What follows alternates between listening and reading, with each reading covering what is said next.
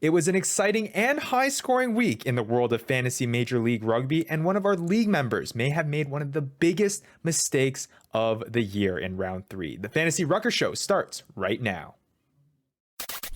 Where rugby and the world of fantasy sports collide. Welcome to the Fantasy Ruckers Show, bringing fantasy rugby to the masses, talking all things rugby from the MLR to leagues around the world. We're on top of it. Headphones on, pads off. This is the Fantasy Ruckers Show. Now, here are your hosts, Ryan Yee, Matt Yee, and Devin Vanderpool.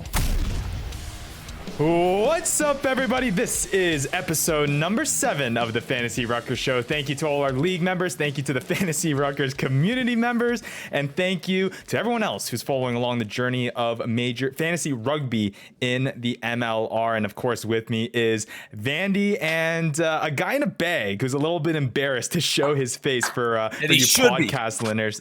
Yes, that is Matt Yee, who has started off this fantasy season 0-3. Man, we got a lot to talk about. We got to talk about that. We got to talk about how Vandy's Utah Warriors are not doing so hot right now. We don't got to talk about that. And then we got to talk about all of round 3 and then look ahead to round 4. Guys, it's been a crazy few weeks to start off this Major League Rugby season. Yeah, crazy is one word for it. Yeah, it's been, you know what? Even it's been fun. Even though I'm 1-2, you know, it's been a blast. I mean, I'm only one up on you because I just happen to beat you. But and that's the bone I think I need to pick with both of you to start this season is the fact that you guys are supposed to represent the Fantasy Ruckers here. Me, you are the OG members. You came along with this project on top with me, and we were supposed to kill it. And what do I have here with you guys? Hold on. Come on. Okay. I'm supposed to be the voice of the new rugby fans. The new rugby fans have a better record than somebody who played for Team Canada. No, that was me. I'm the voice of the new rugby fans. I've never played before. Yeah, look at that jersey behind you, buddy. I think you did a little bit more than just play a little bit, man. Yeah, but well, I bought these it's off okay. eBay for Well, $3. hey, guys, this is what this show is for, okay? We're going to help you. I know it's a little bit of a rough start a few weeks, but we're going to talk it through, and we're going to help you get to the top, Matt. You're sitting at the bottom here, Vandy. You're not too much farther, but we're hoping that we can push you up here with this show. But like I said... Yeah, hey, come on. You're getting there. Come on, you're working up there. But yeah, no, so much to talk about. Like we said, we got to break down round 3. We got to look ahead to round 4. Look at those waiver wire pickups because I think this week, out of all of them, is going to be a very, very important week for waiver wire. So you're going to want to take in tune for that as well. And if you want to follow along, make sure you're following us at the Fantasy Ruckers everywhere. Social media, Twitter, Facebook, YouTube. And wherever you find podcasts, you will want to follow us there if you want to stay up to date with the league. We'll have standings, top players posted. We also do a weekly Reddit post as well in the MLR community. So make sure you're following that along as well. And hey, if you want to chat along with some other rugby fans as well who are excited about fantasy rugby, you can join our Discord channel as well. The Fantasy Ruckers Discord channel have been having some very interesting conversations over there. So make sure you go and do that. But guys, I've been listening to a lot of sports recently, and people are talking about how this February lull in sports, there's not much going on. Super Bowl just finished. People are getting the fantasy football blues. We're kind of in that slow state of the NBA with the All-Star game just happening. Yep. Hockey's kind of slow. Baseball's dead. That might not even happen. But guys, we have rugby. This past weekend, not only did we have the MLR, we had Super Rugby, we had Six Nations, just everything is going on. So I think we need to tell the people that it's not dead. Sports ain't dead, man. There is a whole entire sport that people need to digest, and it's right in their backyards with this new league, the MLR, in North America. Sure is. I mean, that's all I've been watching on the weekends. I got no time for nothing else. Didn't even really turn on the NBA All-Star game. So I've been watching straight Super Rugby, right to MLR, and hey, that's all you need. You know what? After that Houston game on the weekend, I don't know why anybody is watching any other sport. And, like, come on, that was just. And like I said at the top of the show, it was a very exciting and high-scoring week. A little bit of a contrast to what we experienced in round 2, and that was reflected. Said it yet? What? Andrew Coe try? Okay, we are going to get there, and that's the big mistake. We should have started the show with that. Okay. Well, that was the big mistake. So let's get into it. Since you mentioned it, Vandy, we got to talk about it right away. And that is the big mistake that we talked at the top of the show. But for those of you who are just joining in, so there was a big conversation. We had an interview with Andrew Coe a few weeks ago to start the season. And he kindly said to our fantasy league members that he would allow whoever drafted him to choose his try celebration. And in our league, he held to his truth. All right. He rugby morning, Fitzy in our league was able to draft him in that inaugural draft, and he got it all set up. He chose the try celebration, and I'm not going to spoil it here because we still got to see it. Yes, sir. We chose the try celebration. Coe goes in and he's been starting the weekend. He's been playing great. And Fitzy sends me the message when he sends me his lineup, right? And he goes, you know what? Switch out Andrew Coe for Tavit Lopetti. It's a better matchup. And I said, all right, I'll do that. But there is a chance, and I wouldn't be surprised if Andrew Coe comes back and scores this weekend. And what do you have? Andrew Coe, like you mentioned, Vandy, a nice little pick interception, goes in, beautiful. scores the try. Now, unfortunately, he was a little bit caught up with him doing his first MLR career try. And I give him that because he did shoot me a message afterwards and was like, hey, dude, I'm so sorry I didn't do the try celebration. I'm going to for sure do it next time. But this is what I have to say about that. You know what, Coe? You're all good, man. You did okay. You scored the try. It was your first career try. I completely understand. You know what? Fitzy did not deserve the try celebration anyways for not starting him. And that's what I said. The biggest mistake of the season. How do we hype this up all season long? All off season, the first 2 rounds, Coe didn't score a try in the first game. He comes out in the 3rd round and he has the opportunity and he scores a try and he's not even in the starting lineup for Fitzy. Absolutely ludicrous here. Yeah, do you know what? Sad to see. If I drafted him, he would have been. There we go. Do you know what? Rugby Morning doesn't even deserve it. First of all, I mean, not just because I just lost to him and he put up a historic score, but because he just doesn't deserve it. I mean, come on, like starting the guy that you drafted for a specific reason to score tries. Can I create a rule now? Can I say that if you have Andrew Coe on your roster and you do not start him when he scores a try, it's automatic minus 50 points? Yes, and that implemented last week.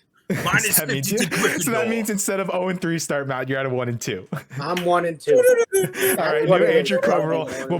We'll put it to a league vote and we'll see what people say. But it was a lot. I will say it was a lot of fun to see Andrew Coe score that first try. He was close scoring one earlier in the match, and we were so pumped up. We were watching it. Almost another, I believe. He almost broke through one of those tackles when he got it, but then it was the intercept that happened, and we were so pumped up when he scored his open field try. He looked so happy. And it's incredible to see, how in our playing days, Matt, where we've played with him, and to see where he's gone today. It's really, really cool to see, and we're really, really happy for him. So hopefully we can have him on the show again sometime soon, talk to him about this whole experience so far, 3 rounds in. But congrats to Coe for scoring that first MLR career try, and I guess a big boo to Fitz for not starting him. And big boo, and the worst part about it is 2 things. One, he got the win of the week. He doesn't deserve it. You put Cole on the bench. You don't deserve that. And 2, the guy you start in place of him, trying to justify your loss? Hey, I don't want to hear it, Vandy. The guy you put in place of him, Tavita Lopetti, I mean, I'm not going to say what celebration it was, but you undeservingly got rewarded with another celebration by one of your players, Rugby Morning, and I don't like it. Yeah, it came full circle, but we'll get into it. 0-3 just brings out the spice, eh? Yeah, man. Jeez. Very, very spicy, man. He is hot. But I will say, I don't think it's as spicy as it could be because the LA Giltinis had a bye week. So if Matt had 0-3, plus the Giltinis players that he has poop in the bed, I don't think he would have showed up for this show. Just like how last week you were so distraught about the Utah Warriors starting off 0-2 that you couldn't show up for the show. At least with that bye week, John Ryberg can't get you negative points again. Yeah, there we go. No, I mean, don't worry. He'll make up for it this upcoming week anyways. There we go. Well, let's break down in just a moment's time all those fantasy results from round 3. But before we get into that, let's talk about some news and notes ahead of round 4 entering the MLR. The first big one is Jahardis Labuschagne on Houston. I don't know if you guys had seen that match, but he was issued a red card in the 48th minute of that match for I would say, a pretty reckless elbow to the face. He has been suspended for the next 3 weeks. So the next 3 matches, he will not be available. And he was a big pickup by, I believe, Hokie, who he did start this week. So he's not going to be available until March 22nd versus your Utah Warriors, Vandy. Hey, but yeah, Kamish, I think I agree with the suspension. Is he available? He's not available for IR, right? He has to sit him on his bench. Suspension's not IR. Oh yeah. Yeah, suspension is not an IR, and I'll make that clear to all of our league members. The IR slots are solely available for players that are out long term and have been announced long term. Yeah, suspensions, red cards, not going to play in there. That is definitely going to. Hokie, you deserve it. Oh man, you're just going after everyone today. So Jahardis Labuschagne. Now, do you guys agree with the 3-match suspension? Is that something that you saw? I mean, the elbow was pretty flagrant to the head. Yeah. I listened to how the refs talked it through, and it sounded like it was a pretty easy call to make. Yeah, no, I completely agree with it. I mean, it was, he had the intent to do it, and whenever you see that, it's just reckless endangerment. I mean, that's how people get extremely hurt, and you can end careers with stuff like that. So the law is pretty clear: violent intent to the head or face area, and that's an easy red card. And do they have repeat offenders in rugby? They do, because in MLRs, I was just looking through MLR's disciplinary records, and I guess they list all the details in these suspensions, and they have listed the suspension for Labuschagne, and I hope I'm pronouncing his name right, because like I said throughout all of these episodes, I swear to God, they're the most interesting and fun names. They are hard to pronounce, but the most fun names in the LMLR. So the league members have been helping me with pronunciation, so I hope I got that one right. But they do say that he is not a repeat offender and he has a clean record. So I'm assuming that went into the decision of the 3-match suspension. And they do cite rule 9.11 in the World Rugby laws, and that is players must not do anything that is reckless or dangerous to others, including leading with the elbow or forearm. Matt, I'm afraid to ask, but why do you know that one so well? No, I don't know that one at all. But I stay away from the sin bin. I expect all my players on my team to do the same. There we go.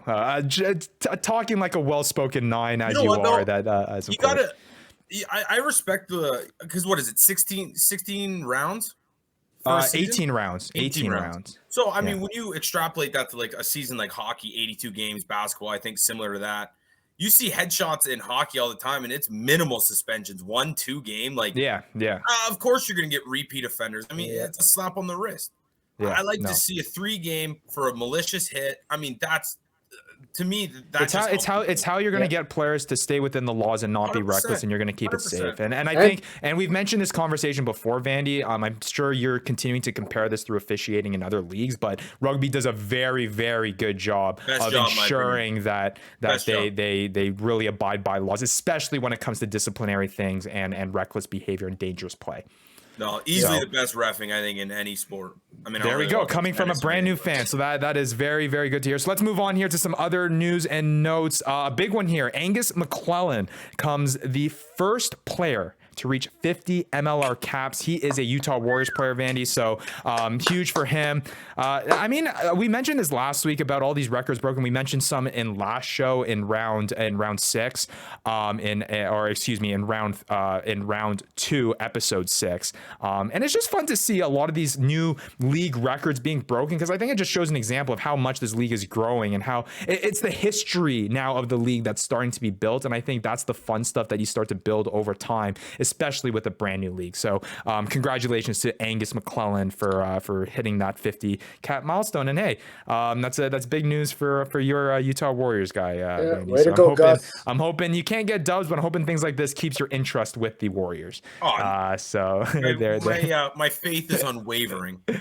We better get a damn W in here.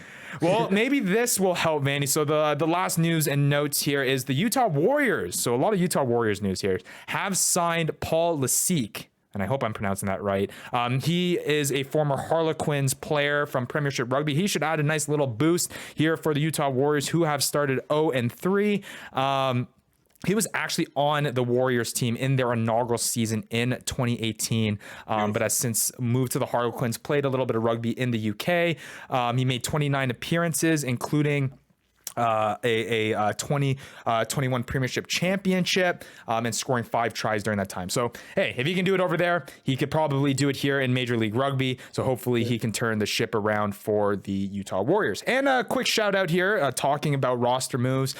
Make sure you go on r/MLR and you check out all the news and notes there. That's a majority of where we're pulling our stuff from. And a big shout out once again, we shouted him out last episode, u/Stelium on MLR. He does a weekly post with all the roster moves. There's a lot of movement in the MLR. A lot of guys moving to different places, getting traded, getting picked up, international signings, things like that. So I feel like it's a lot harder to follow roster moves in this league as opposed to other NFL leagues and NHL leagues. So hopefully by following news on MLR, specifically the post by u/Stelium, you'll be able to keep up to date with the league just like we are.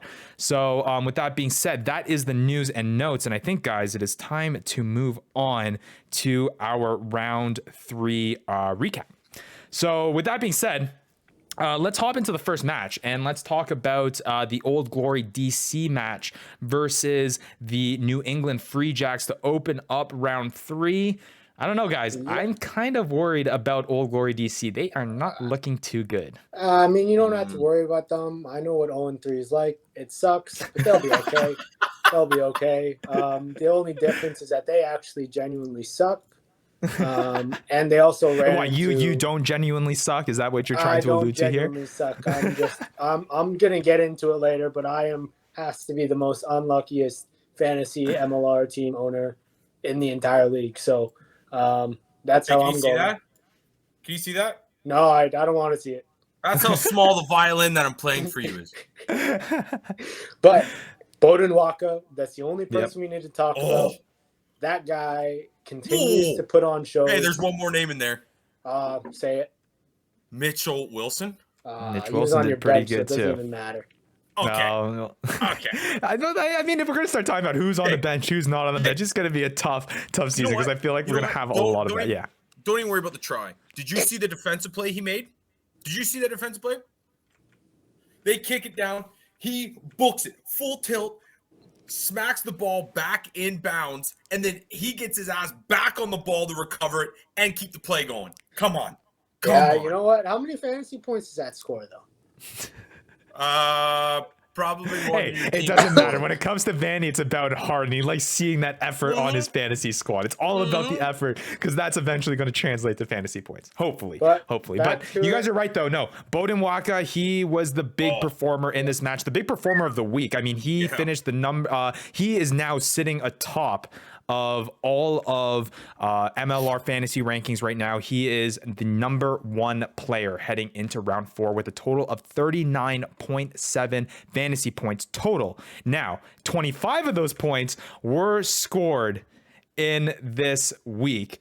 But also something to note is that he had a bye week in week 2. So he actually has only played 2 matches and he's leading the league right now in fantasy scoring. Incredible. Nasty. You know, in the preseason, when I talked about a 10 who attacks the line, makes line breaks, makes things happen, can get try assists, can score his own tries, kicks conversions, this is the guy that I was talking about.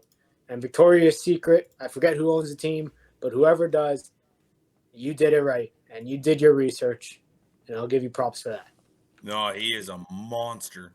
Absolutely. So he was making some big time plays and it was just explosive, man. It just and it's not like that it's tries that he's doing all himself. I mean, one of them was just an offload, a great interception and an offload to him, but for him to be in those positions at the right time, to run those support lines, to be in that spot, and then to have that athleticism to take it to the house for a 40-meter try. I mean, it's not an easy thing to do, and I don't think it should be taken lightly. So I think his performance is definitely indicative of his talent and the situation that he's in. win. So yeah, 25 points for Beauden Waka. Huge week. And on top of that, man, he has fly half and back three eligibility as of right now. So that's a huge plus. Other big players from this match: Mitch Wilson, like Vandy said, 15.2 fantasy points, doing very well. Harry Barlow, 9.7 points. And then you got a bunch of players in the sixes there. That is something I'll mention about this week as well. And we mentioned at the top of the show with round 3, it was a high scoring week, and that was reflective in our fantasy matchups. I think every single MLR matchup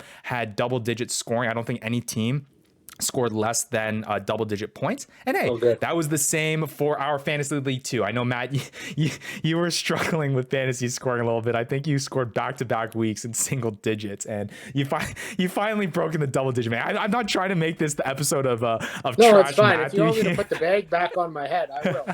It's fine. I'll do the rest of the show with the bag on my head.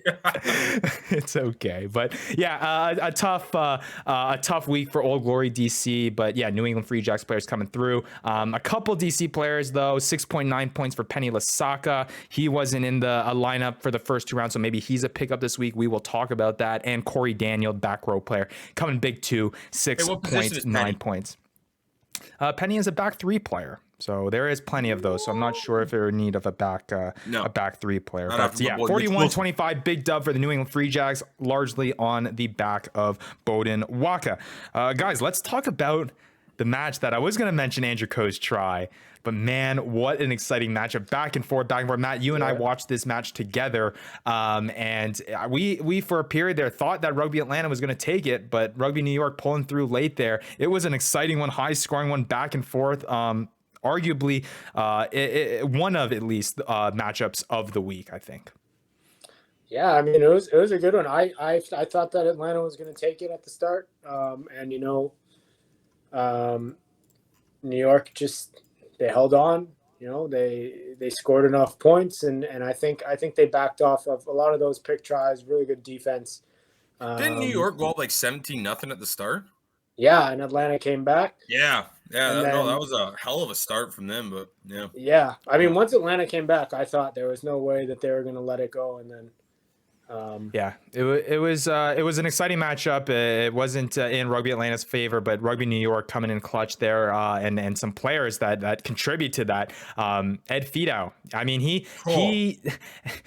After I told, so John sent me his lineup, and I noticed that he put Fidow in after benching him last week after that mega performance from him, and he messaged me with it. I snarkingly messaged him back, and I said, there we go, not gonna bench Fidow this week, right? And he said, yeah, not making that mistake again. Wasn't the same performance, but definitely was one that helped him win his week. 12.9 points for Fidow for Rugby New York. Big time play there.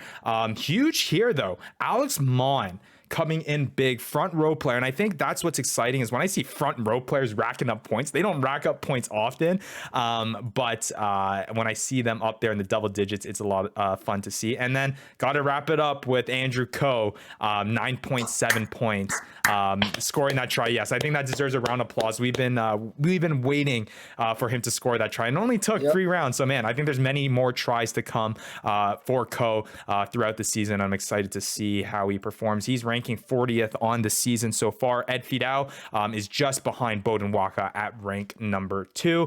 Some other guys to mention of note: Troy Lockyer, 7.4 points at the back 3 position. Will Leonard, 7.3 points, and Johan Momsen coming in with 6.9 points for Rugby Atlanta as well. Second row, largely basically the main source of points for Matthew this week. So that's good to know that he was at the bottom of the top 25 and he's my main source of points. But I was just gonna say that, I mean, Coe and Fidow are 2 guys that you might want to just take a look at for some intercept try possibilities. Just looking at the way that they play defense, and it looks like they're playing a bit of I think they call it a close the door type defense, where the wingers are coming up and not letting the other team put the ball wide. And I mean that led to Coe getting like 2 or 3 intercept opportunities. So I expect that to continue happening. And rugby morning, I mean, just grow up and get a grip and put him in your lineup. I think that's one thing we're all on the same page is that Fitz, man, I don't think you are ever allowed to bench Co for the rest of the season. I think every single time we're going to put him in the free-for-all waiver wire. So there we go. Let everyone enjoy the try celebrations. Maybe I'll have to pitch that to Co. Maybe it's if any brand new owner can pitch a try celebration. I don't know. But I'll never drop I guess rugby morning, if you're not going to enjoy the riches of having Andrew Coe, what these guys are saying is you better start sharing or else you're going to hear it. But yeah, no, I think I agree with you, Matt. And just to, as we move on to the next matchup, a last point there about those intercept tries and playing that style of defense. That's usually where the big time tries happen. Those intercept tries are usually where you're going to see those 20, 25 plus, 40, 50 plus meter tries. And that's where you score the game winning points. Like we mentioned last show, this is with the way this fantasy league is statted right now with the limited resources that we have. It's a try scoring league. And if you have a team that scores a lot of tries in a week, you're going to win that matchup. And largely that happens a lot too with these big time intercept tries when it's, 5 points for the try and an additional 5 points for 50 meters for running that. That's 10 points. I mean, that's half of Matt's fantasy points already this week. So but yeah, let's move on. I gotta stop kicking you while you're down because man, if you go on a little stretch here. No, you don't. Who knows? So let's move on here to NOLA Gold versus Toronto Arrows. The Arrows again coming back here, 24-23. Another exciting matchup, largely off of the boot of Sam Malcolm. He was basically carrying the Toronto Arrows. I mean, really, NOLA from an offensive standpoint should have won that match, but Sam Malcolm draining some clutch kicks. Well, it was the penalties, man. It was the penalties were a killer. Yeah. Like he got 4 kicks off penalties or something. Like I believe so. Yeah, 3 or 4 there. He had 8 total fantasy points on the week. So I mean, and all of that coming from the boot. So I guess that just goes to show you how reliable you can have if you have a solid kicker. Again, that's another way, a source of fantasy points. We saw that in the first week with De La Vega Mendia. Matt will have something to say about him moving forward. But Sam Malcolm is coming through this week with that. He getting 8 points all off the boot and ultimately leading the Toronto Arrows to a big dub against NOLA. And then some other big time players here. Carl Meyer, back 3 center for NOLA. He's scoring 12.3 fantasy points, also kicking for NOLA. So this is where we're kind of seeing those kickers top the top of the scoring here in this match. Brock Webster, he's a new face for the Toronto Arrows. Might be another pickup. 10.2 fantasy points, scoring a big time try. He might be there as well. And then Nick Feeks, 8.1 points there too, back 3 player for NOLA. He's sitting 24th on the year with 15.4 fantasy points. And Carl Meyer, 13th on the year so far with 19.3 fantasy points as well. So that's the Toronto Arrows and NOLA Gold matchup. Any particular players outside of Sam Malcolm stick out to you with regards to this match, guys? I mean, it was a tight game, first of all. It was really exciting to watch. Love when it comes down to a game-winning penalty. I'd just say that the Arrows look different with Sam Malcolm. I agree. Sam Malcolm at first 5 at fly half. So maybe something to look for in the future on who's starting at 10 and what Arrows guys you're possibly playing. But I definitely do agree. Brock Webster looks like he could be a really good pickup. And these 7s guys are clearly translating to the MLR really well. With him and Maroney and I need a number 9. Yeah. I need a 9. Yeah. There you go. I need a 9. Somebody give Andy a 9, please. Someone give Andy a 9, please. But yeah, no, you're right. It'll be interesting to see how that dynamic between Sam Malcolm and Will Kelly moves forward. I have a feeling that the Toronto, and Matt, you obviously are connected with the situation, but it feels like the Toronto Arrows are really, really trying to develop Will Kelly. He's been in that program for a long time, and I think they're really trying to groom him, but I just don't think he's there yet to surpass Sam Malcolm, especially seeing the impact that he made this past round. But it might eventually happen. Who knows? I think Will Kelly put up a dud on the day. I don't even remember him. He didn't start. I don't even know if he subbed in. I don't think he subbed in even. So yeah, he didn't even play. His name at all. Yeah, because he played the first 2 matches with Sam Malcolm out, and now Sam Malcolm comes in and he instantly takes over the starting role. So yeah, and don't forget, Sam Malcolm was at one point, I believe, either 2 seasons ago, I think it was 2 seasons ago, did lead the league in points at one point. So Sam Malcolm's no joke. And, I mean, if you have him on your team and you're looking for wins, and I think he's got to be in that lineup. And he's definitely someone that you can rely on for penalties. Yeah, definitely. And let's move on to another matchup on that Saturday. It was the Dallas Jackals versus the Houston Sabercats. That is the big time matchup that Vandy was talking about how the Houston Sabercats came in there and just made a statement. But hey, I was impressed with the play of the Dallas Jackals, 38 to 35, high scoring matchup. I did not think that the Jackals would be able to keep up with them. What a game, yeah. Man, that was like the most brute force game I've ever watched. No, seriously. Like, it was just a mash of, I don't like, there wasn't many tries that were just like clear cut, big runs. Like, it was just a awesome game to watch of rugby. Now coming from a fan, Vandy, just a sports fan in general, and obviously you're still digesting, you're 3 weeks into digesting rugby. And for someone who has been, I guess, largely involved with football, like we mentioned throughout fantasy football and stuff, your excitement as you were watching this match, because obviously you're in tune with this match and you had a lot of fun watching it, adding that fantasy element. And if you were to compare that with fantasy football, of your experience of having the guys on the team with you, like how do you feel like that was in comparison to fantasy football as it is to fantasy MLR? I mean, it directly relates to you as a fantasy fan, I guess, like, you know, fan of the sport too, but as a fantasy guy, you always want to see high scoring. I mean, yeah. Kind of want it in and out, and it kind of, you know, it happens where obviously if you get high scoring, your opponent's going to be high scoring too. But I mean, it's kind of what you want. But I noticed a lot, like the Dallas, I think it was played in Dallas. Yeah. Yep. It was it was in the Arlington area. Fans. Yeah. That place was packed.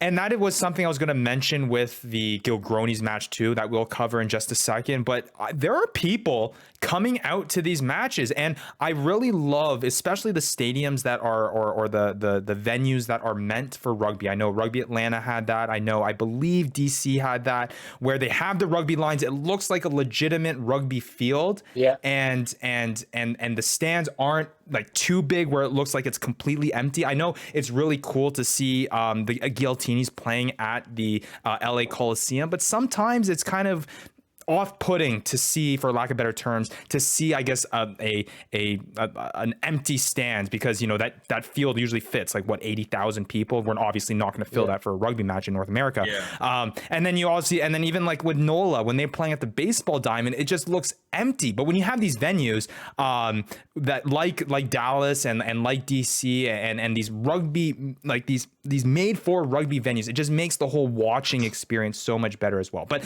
we're getting off track here. Yeah. Mind you, I mean, Dallas was playing at a former baseball stadium. So that just says something about the fans going out there. And I think the other thing is that these fans that are coming out to games are really just trying to get as far away from listening to commentators as they possibly can. So that's the main thing, I think.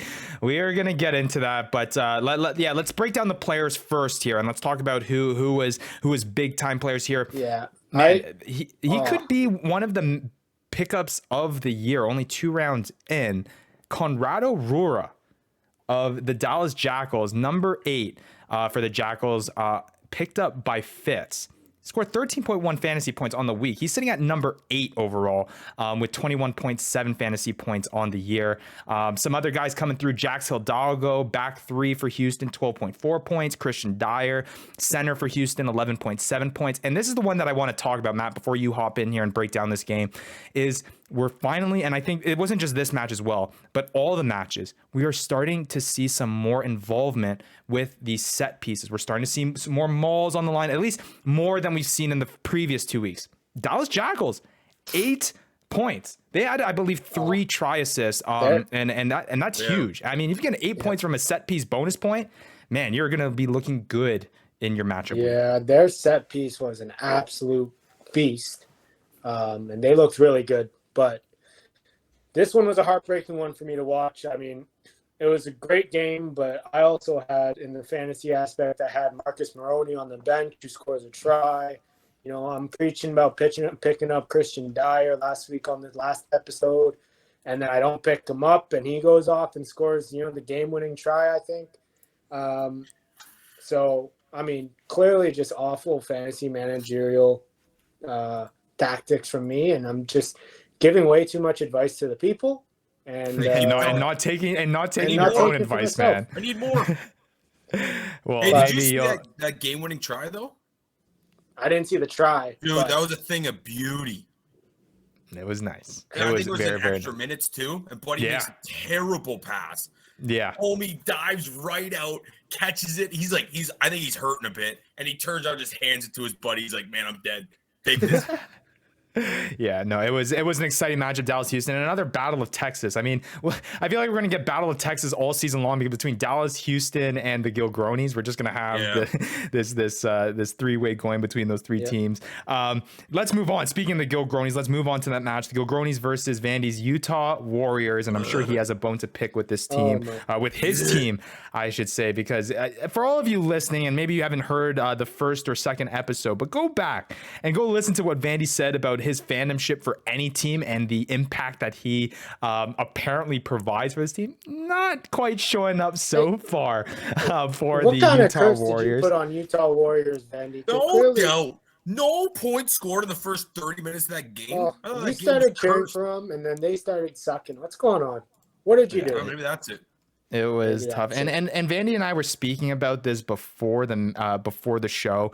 And we were saying that despite the fact that, they kept it scoreless and they were close with Austin for the first time, the possession wasn't there. Honestly, it was just capitalization on what's it called? On drop balls by Austin, just mistakes on Austin's part that allowed Utah to kind of stay in it. But then as soon as grabbed it, kicked it out, and then they came right back. And it was it was, and then once the Gilgronis finally got a footing, that's when you saw the Gilgronis of the first 2 weeks who put 100 points up, the fastest team to ever put 100 points up in a season. We can still argue on whether or not that's because of the teams that they faced. They have played DC, they have played Dallas. They didn't score as many points against Utah. So, I mean, we don't know how Utah is. I don't think that they're this bad. I don't think they're 0-3. I think that they have their team is better than what their record indicates. They just got to figure something out and figure out how to put points on the board. But it just wasn't that week, and Austin was able to capitalize. I got to say, it was a bittersweet moment watching Dominic Aquino. Yeah. I was just going to mention. And he put a juke on Mike Teo. Oh my God.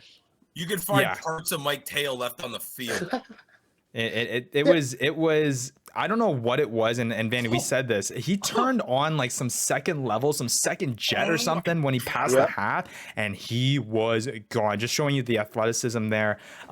He scored 10.6 fantasy points with that try. He came on at like 56 minutes, I think. I mean that leads to the discussion too, guys, is that I know there's the big emphasis on wanting to obviously pick up players that are going to start and are going to get minutes. But there are players, and Matt, you know this too from a strategic standpoint, that are known to come on later in the match and have a huge impact, and that is their role with the team. So maybe you may be able to find and carve out some of those guys from a fantasy strategy standpoint, like Dominic Aquino. Maybe this is something we see moving forward. Maybe he's that guy that comes in the middle of the second half and is able to turn it on and do what we saw there. There might be guys that aren't necessarily starters and maybe not getting the 70-plus minute bonus point or the 80-plus minute fantasy bonus point, but at the very least, they're scoring tries and they're getting those opportunities late in the match when, like you said, Vandy, have a little bit of fresh legs. But at the end of the day, I mean, you need guys with opportunity. If you're on for 8 minutes, you have more opportunity to score. You have more opportunity to get try assists, to get your hands on the ball. So, I mean, all these guys outside of the forwards maybe can play 80 minutes. Right. And I mean, I will say the volatility does go into play with that, and how our fantasy rugby style is very volatile. It's very up and down. You can score. I mean, Fitz can score 57.7 points 1 week in round 3, and the same squad that he had essentially outside of some pickups. I mean, he only scored 6 points in round 1. Yeah. You know what I mean? Like, so from a week to week basis, he has essentially the lowest scoring week and in our league's history, and the highest scoring week in our league's history. And I think that just goes to show you how things go up and down. And it's going to be hard to bank on someone scoring a try if they're not on the field. I mean, it just goes to show you how lucky one Fitzy is. I mean, way to go. God. I don't know who you prayed to the night before, but I mean, I wanted to bring up on this game. I mean, it was so heartbreaking for, to get messages from you, Ryan, and to see, go look and look back on the game and see Turnbull, who I just dropped fab on, to get held up for 2 tries. And that just, adds to the unluckiness of my week, and just watching him get held up and watching him, I think, knock it on as well. And it's just tough to watch. But I will say, that changes Matt, my week. Yeah, it does change your week. It really, really does. But I will say, to take a silver lining from it, I will say that I think that's where the advantage is going to come when guys in our league, or guys who play fantasy rugby in our league, where we'll start to notice the differences in strategy and stuff, is when people are actually watching the matches. I would not be worried about Jake Turnbull. He seemed to be around every single breakdown. And it wasn't a coincidence that he had 2 try scoring opportunities. Now, they didn't translate into fantasy points, but those opportunities are still there. And I imagine those opportunities are going to continue going forward. So I think there's going to be a lot of players like that have those opportunities, that are involved. And you've mentioned it throughout the season so far, Matt. You're not necessarily looking for the numbers, because we don't have the fantasy platforms to just say, hey, this guy has this many points, this guy has this many points, he did this, and we have all the stats readily available to us. You're going to have to be watching these matches and seeing which guys have opportunities that aren't showing up in the stat line, like what we saw with Jake Turnbull in this past week. So that is a very, very good point, Matt. Just to round out some other names, Angus McClellan, who hit his 50th cap, he scored 6 points on the week. Bryce Campbell scoring 5.4 points, and a player, and we don't usually touch on, I guess, duds in this segment, but there is one player that I guess I gotta mention, is Mike Teo. Man, the guy was selected first overall in our league, and another week of just not a great performance. 1 fantasy point. I'm starting to think he's actually allergic. Even Mark O'Keefe made him look stupid. I mean, really did. I mean, I was watching some of the game, and it looks like he just wants to move the ball rather than score. You know what? That's exactly it. He wants the game. He's trying to dictate the game instead of just letting the game come to him. Yeah, there we go. And that's the thing, is he was the one name I knew on the team, so I centered him out, and he, like all sports, you lean on one guy, and maybe not rugby, but I mean, you always got your stars, and your stars got to be great. And I mean, so far, week 1, it was kind of a bad effort. And even last week, just bad effort. Yeah. I mean, even if he's doing well as a player on the team, at the end of the day, if he's not producing fantasy points, he's not going to be first pick value. And maybe he's just not even moving the ball well. Yeah. I mean, it's tough. It's tough too, because hindsight's 2020, right? I mean, the guy's coming off of last season where he was the most valuable player in the MLR. But at that same flip of the token, also, is that the first 2 weeks, and I noticed this, is that Mike Teo is a fullback, right? That's his main role, but he played winger in those first 2 rounds. So I think that also reduced his opportunities. Matt, you can talk about this, I think when you're playing at fullback, you just have so many more opportunities to get involved in play on both sides of the field, be able to hit the lines, be able to hit gaps, and have those opportunities. This was his first round that he started at fullback. It wasn't necessarily a game that was going in his favor anyway, so maybe this is a one-off, and if we continue to see him playing at the fullback position, he will continue to do better and maybe show his form that he has had in the past. But we have yet to see it at that point. I don't know. It's just, it's crazy to me, man. Dude, he's not a fullback, man, but he's so big. I just wanted to. It's crazy. He reminds me of like a John Ryberg of just not a typical. I don't find it weird that he hasn't been really doing well, and we're 0-3. You know what I mean? It's true. It's true. Very, very true. Your best players got to be your best players. Yeah, I mean, at the end of the day, winger or fullback, it's his job to find work. True. He's got to find work. He's got to find the ball, whether he's on the wing or a fullback. So, and, like Ryberg, I'm sure he'll figure it out. Matt, you're sick of getting dumped on. I'm sick of hearing the Warriors get dumped on. Whatever. There we go. Well, let's the move on. Warriors look good outside, unlike me, clearly. So we'll see here. Let's move on to the last matchup here. San Diego Legion taking on the Seattle Seawolves at home to wrap up round 3. High scoring affair, 57-12. And some of Vandy's boys. Vandy, you didn't come away with the dub, but you were able to finally see your boy Joe Peterson come through for you and come in clutch. You were talking leading up to it, and you're like, hey. He did good. Week 1, he did do good. It wasn't there in week 2 because of injury, and then you had a little bit of hesitation and a little of playing him this week, but you had to because you needed a kicker and you needed a fly half, and he pulled through for you. Yeah, because Waka got rid of my other kicker. Harrison Fair Boyle enough. and nobody. But no, I mean Bjorn. I mean, I just need Bjorn to score every week. It's just it is what it is. I'll just be honest. It is what it is. I mean, that's what you're looking for. You're looking for your big time players to score tries. And I mean, there's an expectation here is that, your players are not going to score every week. It's just who can score more frequently than other players. Yeah. I feel like that's the question that we're answering. And he got tries in week 1 and 2. So, I mean, I'm not complaining. Hey, Rod, I think I think you might have the full-time scorer wrong here, bud. Oh, I think I might have switched it up here. Well, let's see the score. No, sorry, 28-31, Seattle winning. I must have had last week's score in there. 31-28. It was a tight matchup. Game. It was a closer game because it was Seattle coming back at the end there, right? Yeah, there we go. Sorry, my miscalculation. AJ Alatimu. That guy is gold. That guy is so good. Yeah. His ability to distribute it. I want to mention Reichert Hadding, guys. 19.5 fantasy points at the number 8 position for Seattle. He's number 3 on the season right now. 26.9 total fantasy points. He looked to get involved. He was a lot of fun to watch. Yeah, Tavita Lopetti also looked good. He's scoring 2 tries. Let's talk about the celebration that we wanted and exactly. Before all that happened, right before he got his life ending and flashing before his eyes. So all we'll say is that it is going to come full circle when Andrew Coe does his try celebration after what Tavit Lopetti did after his try. So if you want a teaser to what Andrew Coe might do, go check out the try that was scored by Tavit Lopetti.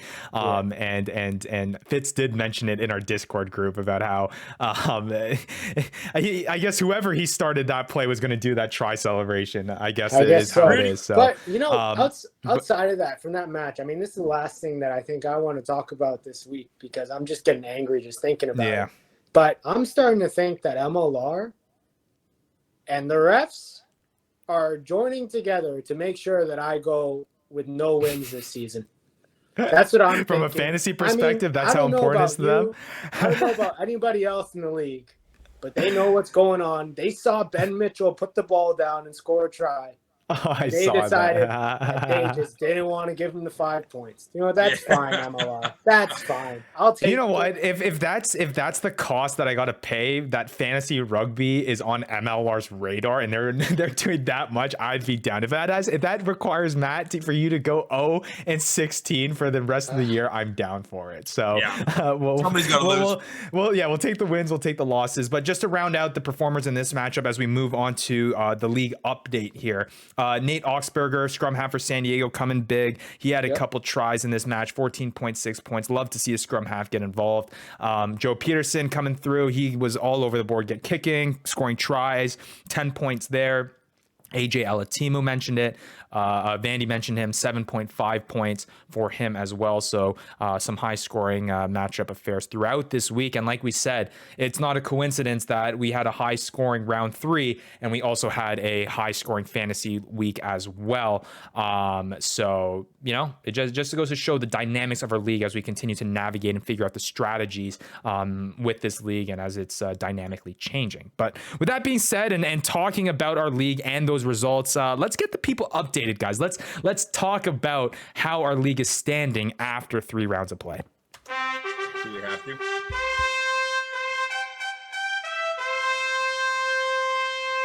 Hear ye, hear ye, hear ye, hear ye. That's right. Hear ye, hear ye. It's time for Commissioner Yee's 3 thoughts of the league. But before we get into those thoughts, got to give everyone, our league members, our Fantasy Ruckers community members, and everyone else who is joining along with us for this Fantasy Major League Rugby journey, give you a little update here about how our league is functioning, how it stands after 3 rounds of play. And like I said, if you guys aren't following yet, make sure you go follow us on social media at the Fantasy Ruckers. You'll get all the latest updates with regards to our leagues at those locations, and then also you'll continually to get these podcasts and episodes on a weekly basis, updating you with all the ins and outs of the official Fantasy Ruckers Rugby League. So just let's break down the matchups here, guys. Matchup number 1, Lads on Tour taking on Bing Bong Theory.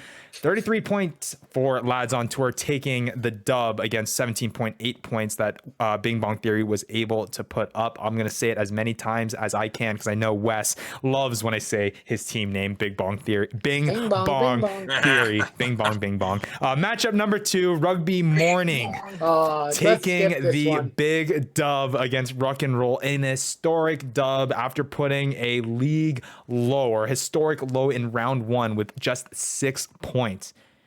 He makes improvements in round 2 and comes out in round 3 and posts a whopping 57.7 points. Our first league manager to surpass 50 total points. Yeah, you know what? I think he actually doesn't care about charity because he should be putting that up against Vandy. If he cares about charity, he would put that up against Vandy. I'm sure the league cares enough to put me in clearly 6th. doesn't. That's fine. Yeah, that's well, fine. we'll see. Ruck and Roll. So Matt, you can see he's clearly distraught about the whole situation. He still put up a pretty decent point. First time he's got double digits. First time he's exceeded 20 points, putting up 21.9. Not enough to beat Rugby Morning on the back of Conrad Aurora, Mark O'Keefe, Tavit Lopetti. Okay. And like I said, I still think that I need to give him the loss for not starting Andrew Coe. I know Tavit Lopetti scored 15.3 points, and Andrew Coe only 9.7. But man, I hate seeing Andrew Coe's name in the bench part there. I don't know. I think I'm gonna have to implement that minus 50. I don't know. Fitz, if you're listening to this, stay tuned. We might have a commissioner's talking to about what happened there. But I know he regrets it a little bit for not playing Andrew Coe. Let's move on to matchup number 3. Victoria's Secret, owned by league manager Malcolm, taking on our very own Vandy, the Rucking Goat. Not getting the dub, though. 40.1 points over 24.6. It was Bowden Waka that was able to get that. Over half the points for Victoria's Secret. 25 of his 40.1. Bowden Waka beat me. Literally. Bowden got 25. Literally. And that's what can happen in this league, man. If you have one guy that can play, get a match like that, just literally, it's like when you play fantasy football, Vandy. I'm sure you've faced these weeks, or you had these weeks where running back just goes off. On you. Exactly. So yeah, definitely can happen. And then finally, our very last matchup here is Tijuana Hookers. Ryan taking on the Dankest Anchors, Hokie. And unfortunately, he was not able to get the dub. Hokie staying undefeated in our fantasy league so far, putting up 38.4 points over Tijuana Hookers 15. And he had Riekert Hadding, and he was still able to do it off of the red card of Jerry Lubashagne. He would have had 44 points had he not gotten that red card. So a big week for Dankest Anchor. So that takes us to the standings, guys. Like I said, Dankest Anchor still sitting atop of the standings with a 3-0 record, still undefeated, has put up the most fantasy points in our league so far with 108. Rugby Morning and Lads on Tour coming in at 2 and 3 respectively. Both have a 2-1 record. They moved up a lot here. Rugby Morning moving up to 2nd place after coming in the week at 6th. Lads on Tour came into the week at the 5 spot and now sits at number 3.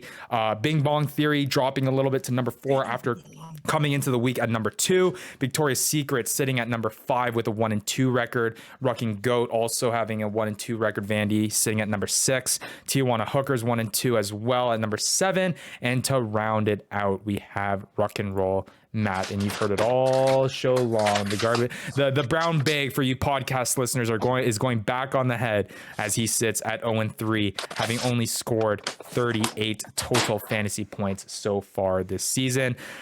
Matt, before I move on to kind of some of my thoughts of round 3, do you have anything to say about that league update there? Yeah, I don't need to hear any more about round 3. Let's go to round 4. All right. And that's all I got to say. All right. Well, yeah, let's move out to round 4 quickly here as one last league update. Shout out to Hokey Dankus Anchors. He did a really fun little weekly, like midweek update with how the things were going, and did like a little write-up that was really funny to read about how people were struggling and things like that. So that's going to be included in our Reddit, a weekly Reddit update post. So check that out. It's also going to be posted in our Discord as well. Hopefully we can keep those weekly updates going. I think it's a fun thing to keep it entertaining. And we'll see if we can. San Diego Legion guys too. There we go. I don't think that's going to end. He better watch out for calling my L before it even happened, before the week was even done. You better watch out the next time you're up against me. I'm gonna take you to the house. There we go. Well, let's move on here, guys, to our round 4 waiver wire look. And it's now time to look at some of the guys that are available in our league. But before I mention to you guys some names here, does the strategy change at all? I mean, I know, Matt, you've been making some pickups. Vandy, you've been a little bit more conservative with the pickups. Does that change at all moving into round 4? And I will mention, guys, there are 3 teams on bye this week: NOLA Gold, Rugby Atlanta, Utah Warriors. There are going to be a lot of players that you depend on a weekly basis that are not going to be playing. So you're going to have to replace those either through the waiver wire or through free agency after the waivers process. So make sure you keep that in mind as well. But guys, strategies heading into round 4. I need a 9. There we go. So if anyone wants to snipe a 9. And a kicker. Joe keeps taking every other week off. Maybe it's time to facilitate some trades, guys. There's some. True. Maybe we got to start talking some trades. I know. There's a lot of guys in our leagues that love wheeling and dealing. But you guys want to hear some of the top names heading into this round 4 pickup wise? Can I just first point out the fact that I am on fire with my waiver wire picks? Is that the consolation prize for starting 0-3? Hey, Matt, and find me a kicker again, just like I said. And Christian Dyer goes off. I didn't pick him up, but I called him going off. What did I say? Oh my gosh! I mean, I've got to listen to myself. What do you want? Does that count? Should I add like 10 fantasy points for you for doing that? Like, you know what the worst part about it is, you add 10 fantasy points to me, and I still lose. And that's just how dominant a win Rugby Morning was. But yeah, that is a good point. But guys, I just started out the free agency, and it is looking pretty thin. I shouldn't say pretty thin. I will say it's looking thinner and thinner every week. There are less players going through each week, so we will see. But some top names here. You mentioned the top one, Christian Dyer. He's up there. Nobody touch him. 19.9 fantasy points. Houston center. Anyone looking for a center? He's there. He's up there. I don't know who's going to and how much money. I mean, I do feel like the waiver bids have been a little bit conservative so far, just people navigating, how they're going to spend that $100. But I don't know. I have a feeling, especially with a 3-team bye, that we might see some big dollars being spent this week. I don't know if I'm just boosting up the prices on everything, but I'll try to keep it hush hush here so you guys can find some deals here with some players. Moving down here with some top guys that are available. Nick Feeks, he's available as well, 15.4 points on the season so far. He's sitting at 29 overall, 24 overall. Christian Dyer sitting 11th overall on the season so far overall. Harry Barlow, back 3 player, 12.7 points. He's sitting 27th overall. Jax Hidalgo for Houston, 12.4 fantasy point, 29th overall on the season. Those are some back 3 players. And then front row players here. Eric Howard, Alex Mon, 11.8, 10.6 respectively, 33-41 overall on the season. They might be fun pickups. I know front rows are a little bit iffy moving forward, so maybe that's someone to look at. But any of those names kind of interest you? And we also have Dallas Jackals set piece bonus point. I mean, if they're going to still run the set piece like they did against Houston, maybe that's something of a teaser of what's to come. And if they can put even half of what they put up last week, they may be a viable defensive position, even sitting at 0-3 as they continue to make improvements for the rest of the season. Yeah, I mean, I'll let the people into the waiver wire mind of Matt Yee and give them some of my thoughts. Christian Dyer again should be good this week. Should be a good pickup. I mean, he's one of the guys that's on the teams that's not on bye. And Dallas Jackals, like you said, their set piece looked mean and looked angry. So they look like they can continue being helpful for that Dallas Jackals team moving forward. And I think they found success in it, and they'll continue to rely on it. And to our lower league members that are still trying to figure out how to navigate the waiver, I know, Vandy, you were asking me a bunch of questions regarding this as well. Make sure you check out that player database, that new player database tab on our spreadsheet, our league spreadsheet online. I am going to update that weekly. That includes who is free agent, who is owned by who. It includes their stats, their stat breakdown, their weekly fantasy points, the total points that they scored, the team that they played. It really has everything.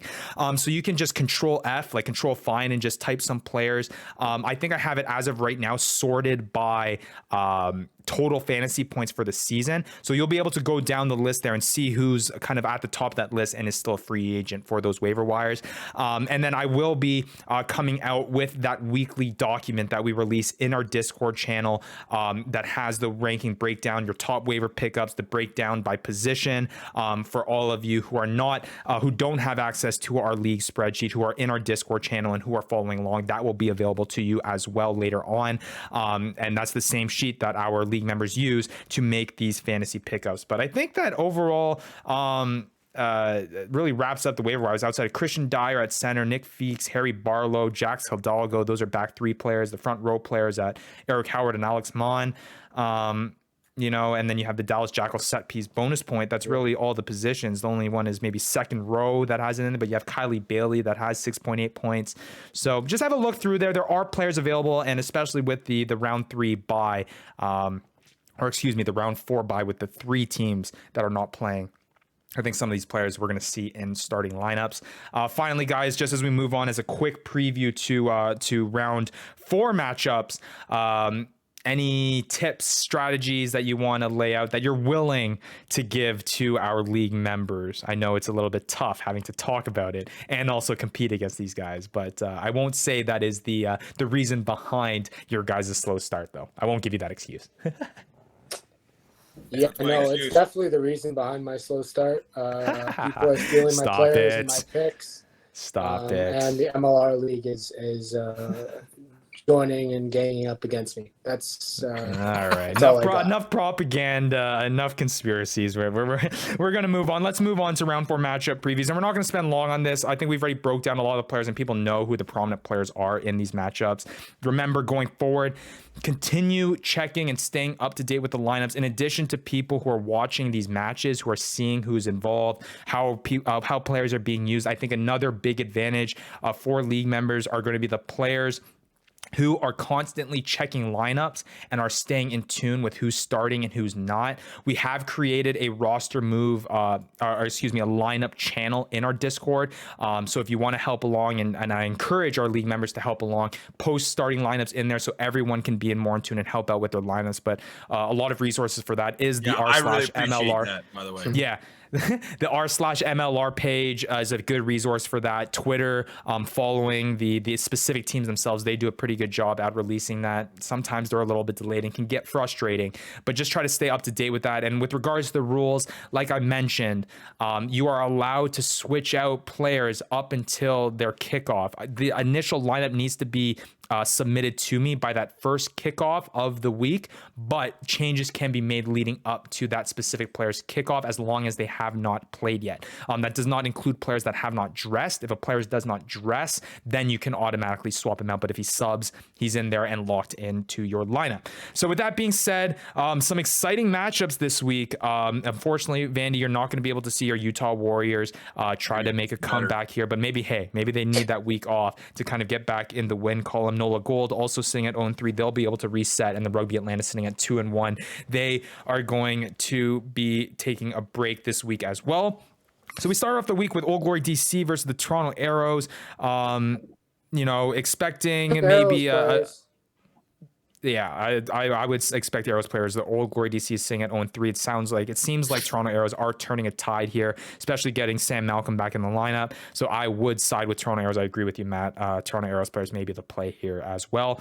Dallas Jackals, Rugby New York. I mean, the Dallas Jackals are at 0-3. Rugby New York are undefeated coming off of that first bye week. They look really, really good. That Houston Sabercats matchup didn't look really good, but I attribute a lot of that to the weather. They looked solid against Rugby Atlanta, at least offensively, and staying with it. Is it an automatic Rugby New York starter here like the Toronto Arrows, or is it deceiving because Dallas Jackals, they're looking like they could be players here, even though they're 0-3?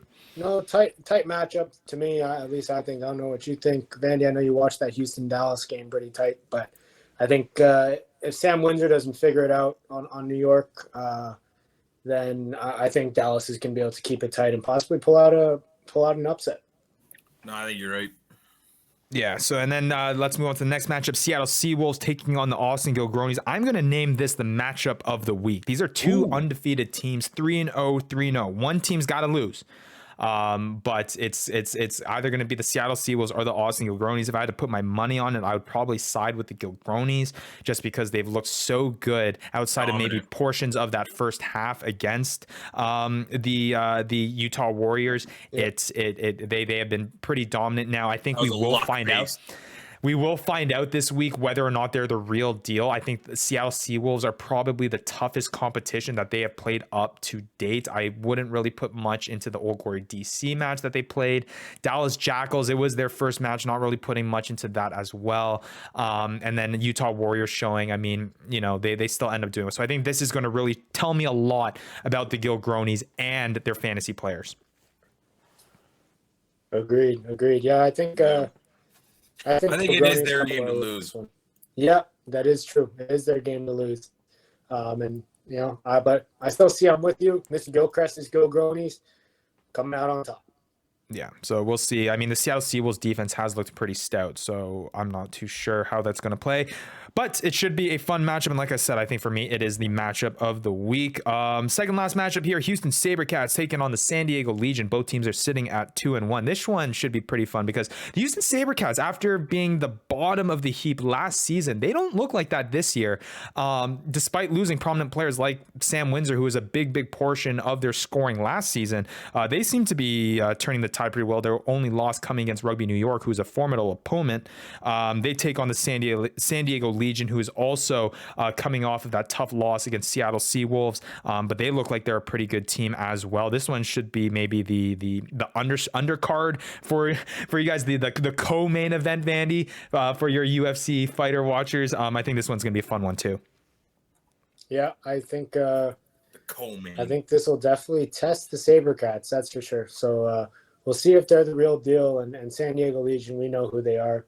They've got star power, but it's the Sabercats that I'll be watching. Yeah, the Sabercats just seem to like hard work ethic, like just nose to the ground and just bully you. Like just, yeah. I don't know. I kind of like that style of rugby. I got to be honest.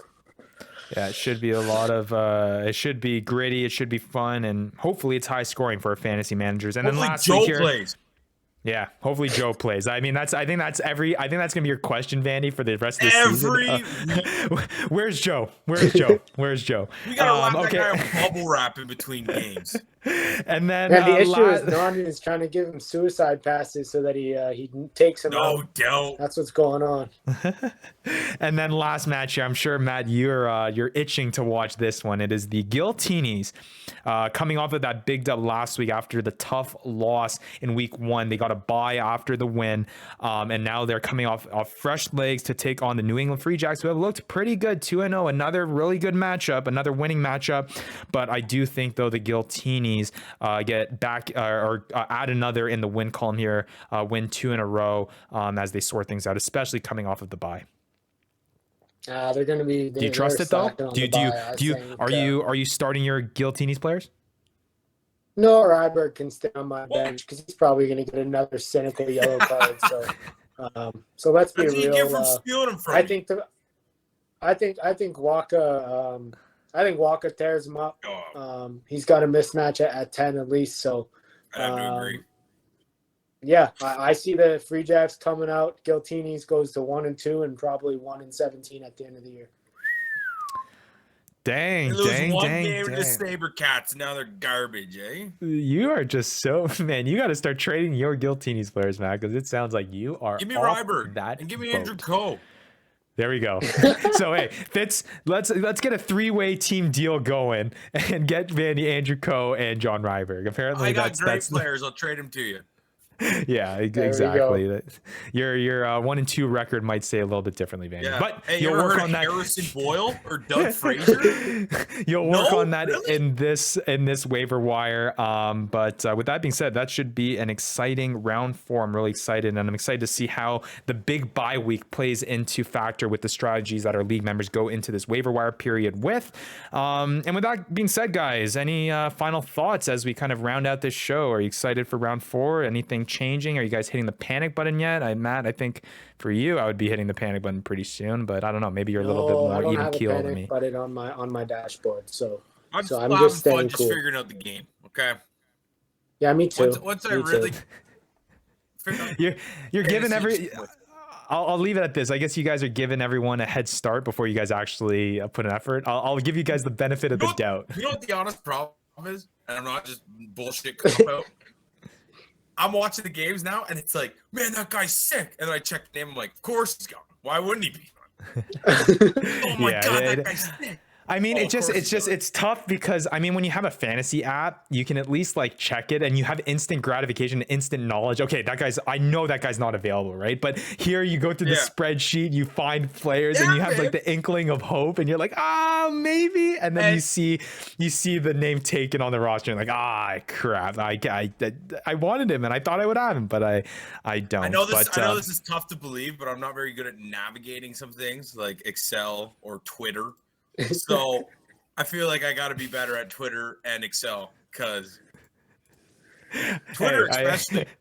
I Google San Diego Legion Twitter, and I'm getting to all our league members. If any of you are Twitter aficionados or Excel aficionados, why don't we give Vandy a crash course on top of the rugby crash course that we've been giving him for the past month and a half, and then maybe somebody help this guy look up keywords. No. All I need is you just send me the accurate lineups. That's it. Because if I Google San Diego Legion Twitter, I get nothing.